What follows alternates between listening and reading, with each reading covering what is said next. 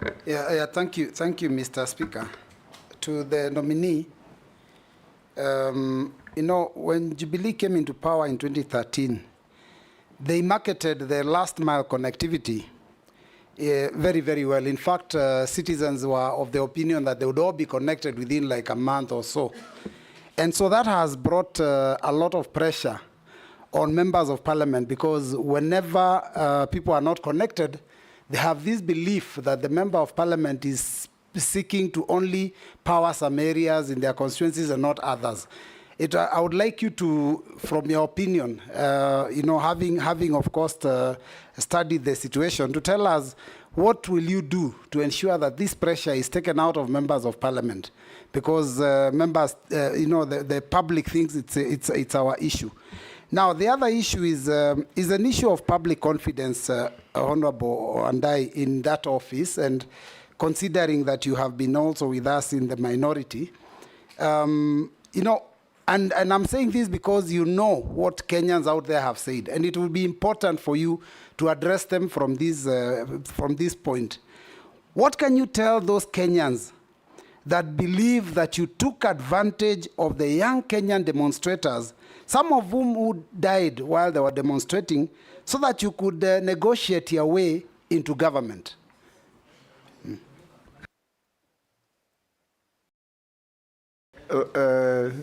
Owen? Thank you very much. After that bomb from your former deputy, I want you, from your former deputy, I just want you to focus on cost of power, Honorable Wandayi. Order, Bossing? Yeah? It has expired. I would like to get full attention. Honorable Wandayi, the cost of power in this country is such that it is over the roof. If you get a power bill, you look at it, you're paying so many things apart from, in fact, the units that you are paying for actually become a small part of what you're paying for. For this country to rise or fall in terms of manufacturing, in terms of production, the cost of living and the prices of items, it all falls and all rises on the sword of power cost, for which, in your statements, you have said this country, in parliament, many times in parliament, you've said that the cost of living in this country is very, very high. But one of the biggest contributors of that cost, of that high cost of living, is power. You are in the middle of it.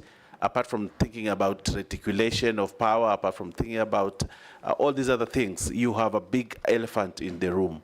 How do you bring the cost of power in this country to reduce the cost of life and also to increase manufacturing, industrialization, and all those other things? Thank you, Honorable Wandayi. Rugara? Thank you. Thank you very much, Mr. Speaker. Nominee, the ministry you are just about to take over, if this committee and the House approves you, is one of the key ministries in the country, akin to roads, water, and every Kenyan is looking upon you to be connected to electricity. And there are not two options to it. Even before I ask you the question, it's good to know that there are historical injustices in terms of power supply in the country, such that, take the case of the year 2017, the Raka constituency was at 9.5% connectivity to the national grid. At the same time, Gatundu South constituency was at 100%. These are all equal Kenyans. There really should not be that disparity. Number two, we have schools. Schools where electricity is just but mandatory. Yet, those areas are not connected to the national grid, and the children are supposed to compete competitively in national exams, which are standard. My question to you is, would you be subscribing to a form of affirmative action in terms of electricity supply to constituencies which have lagged behind? And it's just not Tharaka. You go to Mwingi North, You go to Mbalambala, which is also my neighbor, Beere North, Beere South. These actually have been discriminated against. And therefore, would you be prepared to take affirmative action in respect of those constituencies? Thank you, Mr. Speaker. To Honorable Opiyo Wandayi, the nominee. My colleagues have talked about electricity, you have talked about the transformers. Do you see we need to move away from oil-based transformers, because every other day you will hear people removing the oil from the transformers, and we have got transformers which do not work sometimes, or we have got a shortage of transformers. So do you see, will you do research? Because I've done, if you go to the Western world, you do not see any transformer, and I know you've been there. So you do not see transformers there.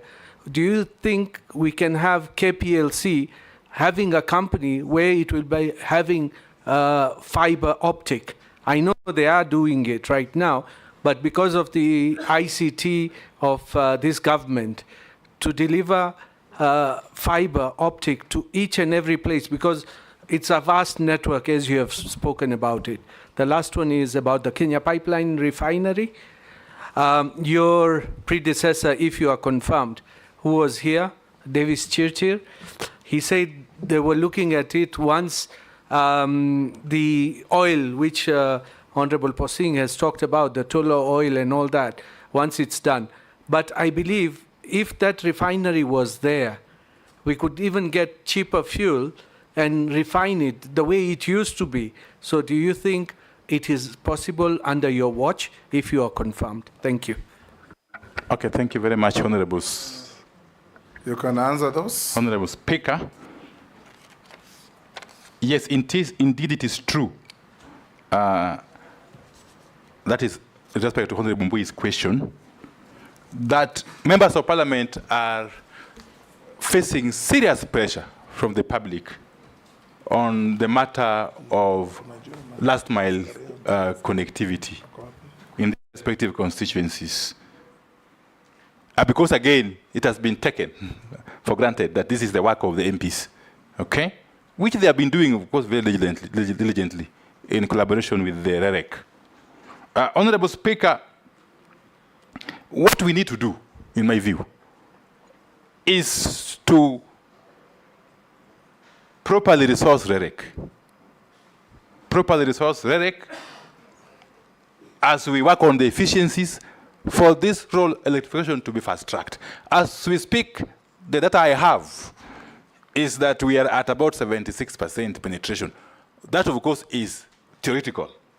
Because, you know, in some areas, it's as low as 10%, while in others, it is over 100%.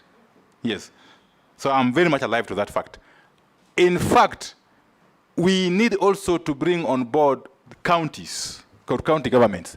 Honorable Speaker, under Schedule 4 of the Constitution, the counties have got a role also in energy, more so in street lights. Okay?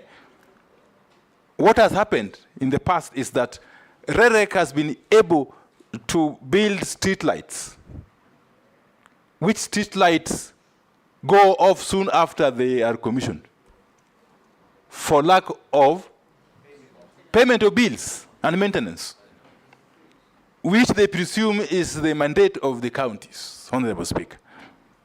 So my view, this set of affairs is not tenable. We must make a decision, and I'll be coming back to Parliament. Okay? We must make a decision as to whether to empower REREC fully, to be able to be in charge of this street lighting, up to including payment of bills. But more importantly, if we can now move away from the grid, national grid, and establish solar street lights, okay, which will be easy to manage in the long term. That's the discussion we must have urgently, because these are important facilities. Honorable Speaker, on the matter of public confidence, as raised by Honorable Mbui, you know, Honorable Speaker, I am very clear in my mind, extremely clear, because I've been on this space for quite some time. The Gen Zs, or the youth, who are not raising any different issues from the issues you and I, Honorable Mbui, have raised over the years. They could have had a different style, okay? But the issues they were raising were pertinent issues, which you all agree must be dealt with, okay? And therefore, it is not proper to say that we have taken advantage of the Gen Z's clamor to get into government. First and foremost, Honorable Speaker, I never applied to join the executive, but I was pleasantly surprised and felt greatly honored that my name was recommended. And His Excellency the President went ahead to nominate me. You know the facts. Just answer the questions. So, Honorable Speaker, I still maintain the view that we are not in any way in betrayal of the cause. Don't allow Mbui to bully you. Of the youth, yes. And have no apologies. Yes. Yes. But again, Honorable Speaker, as I conclude on that one, you know, we are basically coming on board in a paradigm shift. I'm very pleased that the President has actually declared that we have to adopt a paradigm shift in the management of government and state affairs. And I'm most privileged if I'm approved. In our country. In our country. Yes. Yes. Thank you, Honorable Speaker. We are living in different times. Yes. Yes, so we must also think differently. Sorry. Honorable Speaker, Honorable Baya, you are right. The cost of power is exorbitant in Kenya.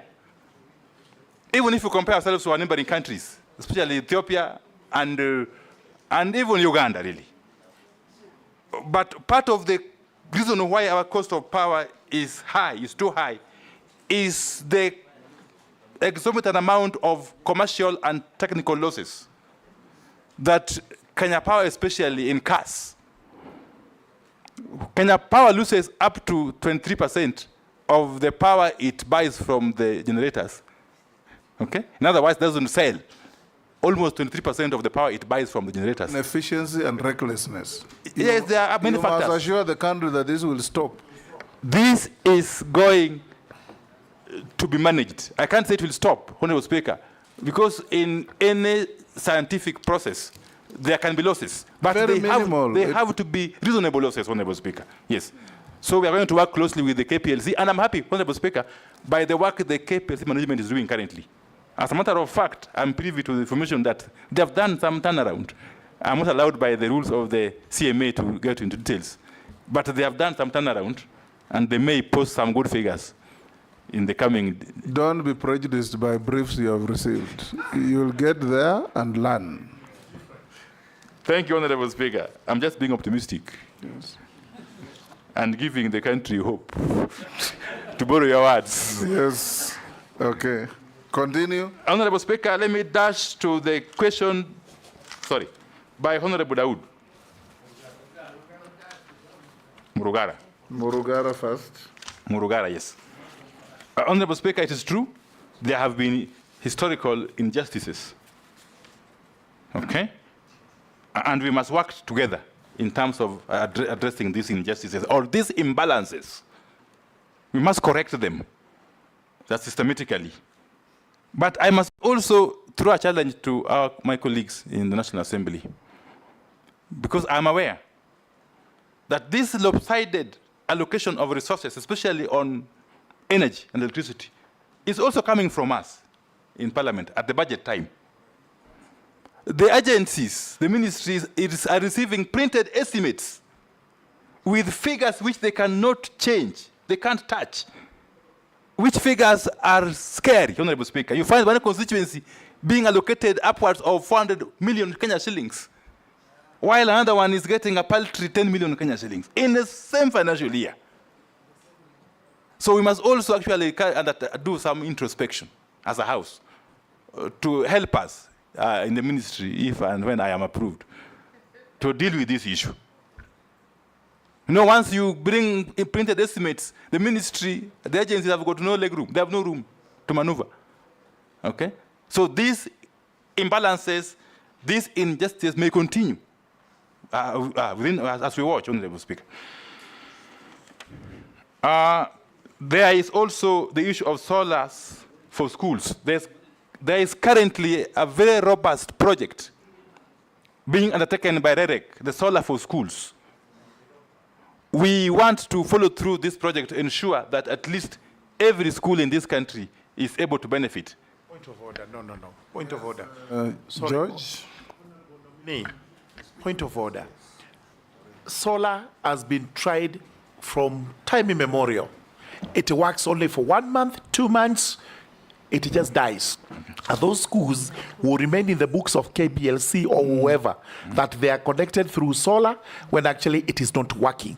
So it doesn't make sense whatsoever for Kenya Power or for RELEC to introduce or to go back to that solar business. Let us get connection to the national grid so that we also assured of constant electricity supply. Point of order, Chairman, on the same. Yes. And you know, this was done mostly from the regions I come from. It is so that if you do electricity, the households around the school also are connected to power. But now if you give us solars, you're just giving to the schools, they're vandalized, they're not working, and you continue to marginalize us on issues to do with electricity. We don't want the solars. Order. Point of order, Speaker. Point of order. And it is vendor-driven, the solars. Yeah, point of order, Chair. I just want to urge my colleagues that, you know, the nominee is actually a nominee. And we are addressing the nominee like the CS for energy, a decision Which we are he yet is to not. make. Because the pressure is on him now dealing with solar versus, you know, regular energy. So. No, it's important for him to know. Probabilities. We are working on the probabilities. You are being warned of landmines ahead. Okay, thank you. Yes. I've taken note. Yeah. I've taken note, Honorable Speaker. Let me just proceed quickly to Honorable Dawood. Yes, I've gotten your point on the possibility of moving from oil-based transformers to something else. I need to check with the technical people to be able to give some feedback on that. Honorable Speaker, there's an issue raised, the Honorable Dawood raised, on the Kenya oil refinery. Did you mean refinery or the Kenya pipeline? Oil refinery with the pipeline. Yes. You know, I am aware that the Kenya oil refinery has or is in the process of being acquired by the Kenya Pipeline Company. I will need to get into the details as to the rationale behind this, but I still foresee a very big role for the Kenya oil refinery, at least its installation. Firstly, in terms of the processing of the crude oil, if and when it finally flows from the south Lokichar, yes, to Mombasa. But more importantly, Honorable Speaker, I have come to the realization that this country does not have provision for a strategic reserve of oil. That we can actually one of these days wake up and find that we can't bring oil to Mombasa.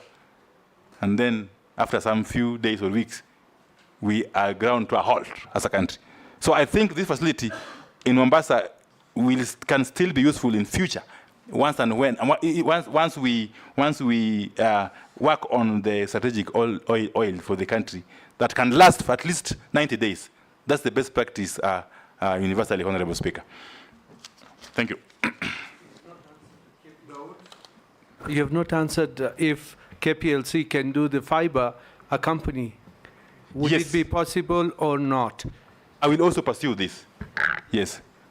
Honorable Mary Speaker, yeah. Emase.